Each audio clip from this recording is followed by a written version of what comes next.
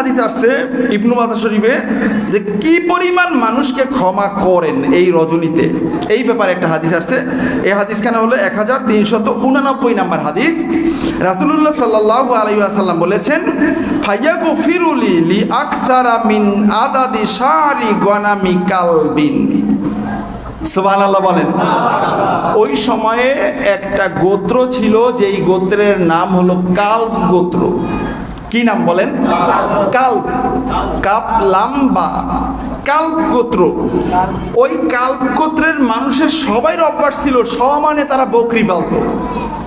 ওরা যত বকরি পালতো অন্যান্য সব কবিলা মিলেও এত সংখ্যক বকরি পালন করতে পারতো না। এক এক এলাকার মানুষের এক একটা অভ্যাস থাকে না, তো এই কালব গোত্রের মানুষেরা সবাই মিলে বকরি পালতো।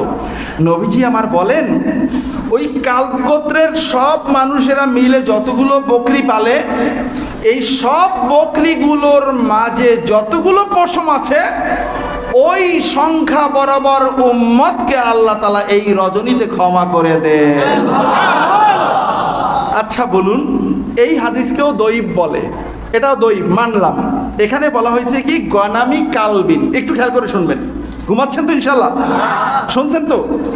গনামি কালবিন। তাই কোনো মানুষ যদি কোনো একটা মেশিন নিয়ে সব কালব গোত্রের বকরিগুলোকে এক জায়গায় এনে গণনা শুরু করে, হতে পারে 4, 5, 10 বছর লাগবে, কিন্তু গণনা একসময় শেষ হবে না?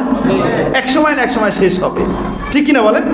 মনে করেন গণনা করলো হলো এত কোটি, এত লক্ষ, এত হাজার, ওখানে আরো 1 কোটি বাড়াইয়া দিল। যদি ভুল হয় তাহলে আরো 1 কোটি বাড়াইলাম, তো বাড়ানোর পরেও একটা সংখ্যা দাঁড়াবে, ঠিক কিনা বলেন?